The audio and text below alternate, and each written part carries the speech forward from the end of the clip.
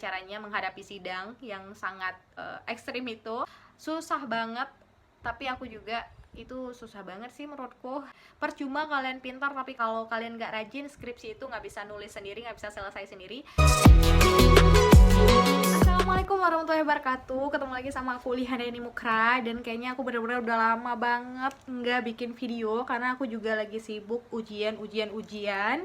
Dan hari ini aku mau bikin video tentang bagaimana caranya untuk kalian yang lagi bingung dalam pengerjaan skripsi dan skripsi kalian itu nggak kelar-kelar. Dan kali ini aku mau berbagi sedikit tips gimana caranya kita supaya bisa membuat skripsi dengan cepat. Cukup 1 semester aja kalian bisa melalui seminar proposal, seminar hasil, dan akhirnya sidang dalam waktu 6 bulan lah maksimal ya.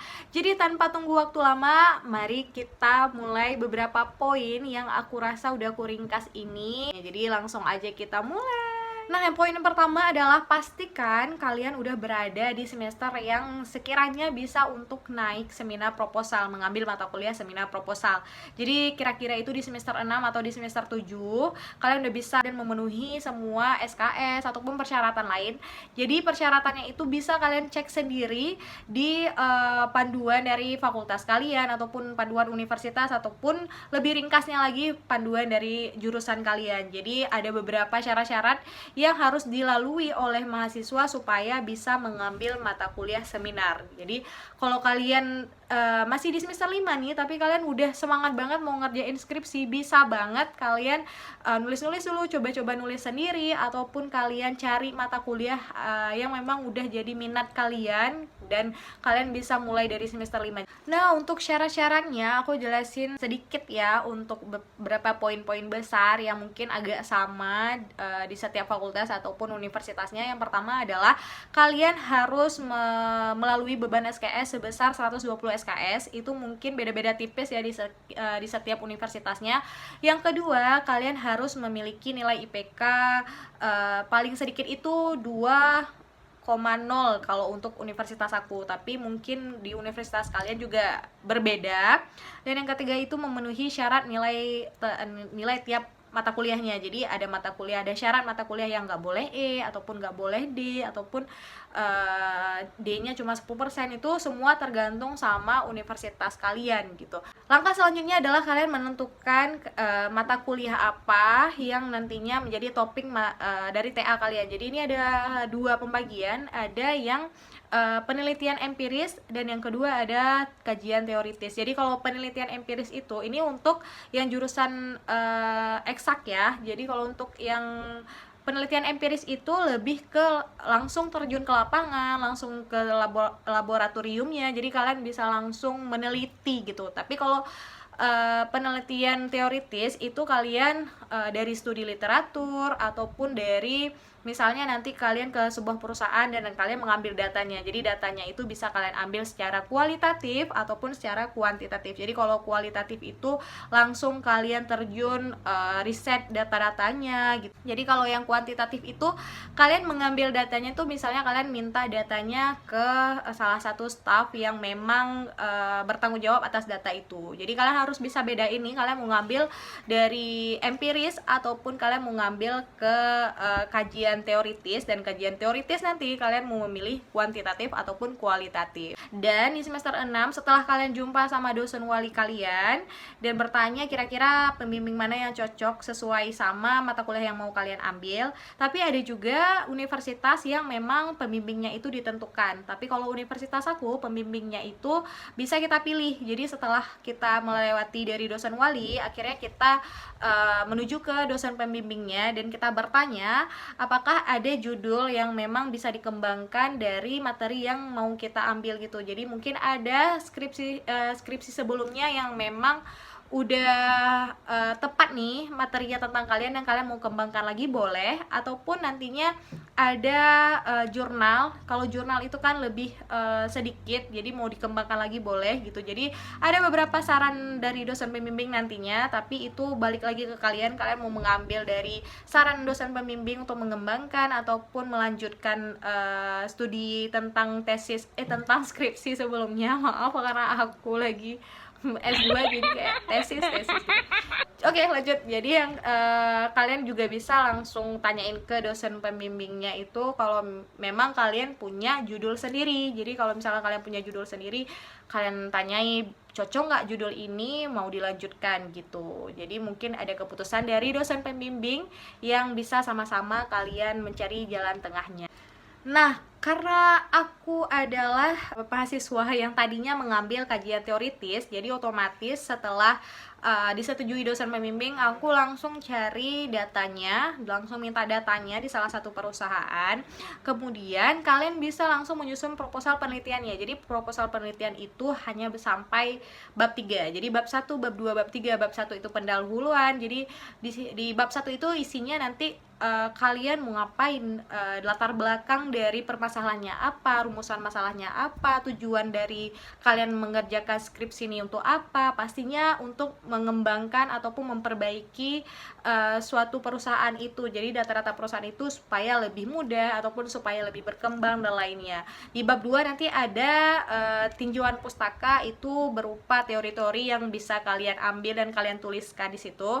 Dan di bab 3 itu metodologi penelitian. Jadi penelitian kalian tentang apa, data-datanya apa. Jadi di bab 3 itu ada sedikit menyentuh data yang memang kalian udah ambil sebelumnya gitu, ataupun memang dasar-dasarnya aja. Jadi bab 1, bab 2, bab 3 untuk seminar proposal aku rasa nggak terlalu memberatkan, karena lebih ke kalian serajin apa kalian dalam menulis. Apalagi kalau misalnya kalian tadinya adalah mahasiswa yang aktif dalam organisasi, pastinya kalian udah sering buat proposal acara. Jadi itu hampir sama kayak proposal acara, cuman lebih ke teorinya. Nah, untuk poin selanjutnya adalah kalian harus targetkan. Jadi kalian harus target ini dalam seminggu kalian mau ngerjain itu. Misalnya untuk bab 1 kalian harus kerjain dalam 2 minggu gitu. Itu harus target kalian sendiri, dan maksimalkan target itu gak boleh lewat. Jadi lebih bagus target itu kalian siapkan sebelum target kalian gitu. Jadi mungkin untuk bab 1, bab 2, bab 3 ini kalian maksimal itu menurutku adalah 2 bulan. Itu udah maksimal banget. Tapi kalau kalian bisa ngerjain dalam 1 bulan itu udah oke banget. Nah, kalau kalian udah dapat nih datanya, kalian pastikan kalau memang materi kalian dan pengerjaan kalian gak terlalu panjang, kalian pastikan udah ngerjain langsung nih, ngerjain dan menyelesaikan bab 4 kalian, data kalian ini kalian selesaikan. Jadi kalau sekiranya data kalian nanti udah selesai, nggak perlu ditulis dulu, setidaknya kalian mau maju di seminar proposal sampai bab 3, kalian udah tahu pandangan kalau memang data kalian ataupun tujuan kalian itu udah bener, solusinya itu memang bener, memang dapat. Itu pasti nantinya kita bakal lebih semangat gitu, dibandingkan kita udah sampai bab 3, datanya udah ada tapi belum kita kerjain. Otomatis setelah seminar proposal kita masih pusing nih, gimana ya data kita berhasil atau enggak. Jadi saranku adalah kalian kerjain dulu bab 4-nya, datanya kalian selesaikan tapi nggak perlu ditulis rapi. Selanjutnya adalah kalian biasakan mencari skripsi-skripsi yang terdahulu ataupun jurnal-jurnal di internet, skripsi di internet. Kalian cari yang sesuai sama materi kalian ataupun yang agak berhubungan lah, jadi kalian bisa lebih mudah lagi untuk menulisnya gitu. Jadi mungkin dari skripsi itu yang tadinya kalian kurang paham bisa jadi lebih paham. Nah, poin yang selanjutnya adalah udah selesai bab 1, bab 2, bab 3 untuk naik ke seminar proposal, kalian langsung tanyain ke dosen pembimbing kalian untuk di ACC, dan akhirnya nanti bisa langsung naik. Dan itu jangan mager, karena mungkin memang berkas-berkas yang harus diurus untuk naik seminar proposal itu juga rumit ya, ada beberapa berkas. Itu jangan sampai mager, karena kalau kita udah siap tapi kita mager dalam mengurus berkas, itu juga membuat lama dan tersendat. Gitu juga dengan setelah kalian seminar proposal, kalian kerjain di 4 dan 5. Bab 4 itu hasil dari data kalian, hasil pengerjaannya, dan bab 5 itu kesimpulannya, dan nanti berakhir dengan daftar pustaka juga. Jadi setelah target itu selesai, yang di bab 4 dan yang bab 5 selesai, targetkan mungkin bab 4 untuk yang seminar hasil mungkin lebih lama dari seminar proposal. Untuk revisi, untuk konsul, itu jangan mager, karena revisi dan konsul itu tuh sangat berpengaruh bagi skripsi kalian. Jadi kalau kalian udah ngerjain tapi kalian mager untuk revisi, otomatis kalian nggak tahu salahnya itu yang harus diperbaiki di mana gitu. Cepat atau enggaknya skripsi ini itu bergantung sama rajinnya kalian. Jadi kalau kalian pintar tapi kalian nggak rajin, skripsi itu juga bakal terbengkalai sendiri sampai akhirnya nanti data-datanya bisa jadi lupa, bisa jadi hilang data-datanya. Semua yang kalian kerjain untuk nulis lagi juga udah hilang, nggak tahu kemana. Nah, setelah seminar proposal selesai, seminar hasil selesai, kemungkinan kalian bisa langsung lanjut di sidang setelah revisi kecil-kecilan, karena di sidang nanti otomatis datanya itu sudah lengkap semua, tinggal merevisi dari kesalahan-kesalahan yang ada di seminar hasil. Dan apa yang bakal ditanyai dan apa yang akan terjadi di sidang, apa bedanya sidang sama seminar hasil? Karena untuk universitasku itu ada 3, seminar proposal, seminar hasil, dan sidang. Tapi ada juga teman-temanku yang dari universitas lain, ada juga yang seminar proposal dan langsung sidang. Jadi mungkin berbeda di setiap universitasnya. Jadi untuk kalian yang bingung ataupun bertanya-tanya apa yang bakal terjadi di seminar hasil dan sidang, nanti apa perbedaannya, mungkin aku bakal ngejelasin di video selanjutnya. Jadi untuk kalian yang memang kepo dan memang udah berada di tahun-tahun terakhir dalam perkuliahan kalian boleh banget komen di bawah gimana caranya menghadapi sidang yang katanya susah banget. Tapi aku juga itu susah banget sih menurutku. Bukan susah sih, lebih ke kesiapan mental kita, karena mungkin di mindset kita merasa sidang itu susah, jadi tersugesti jadi susah.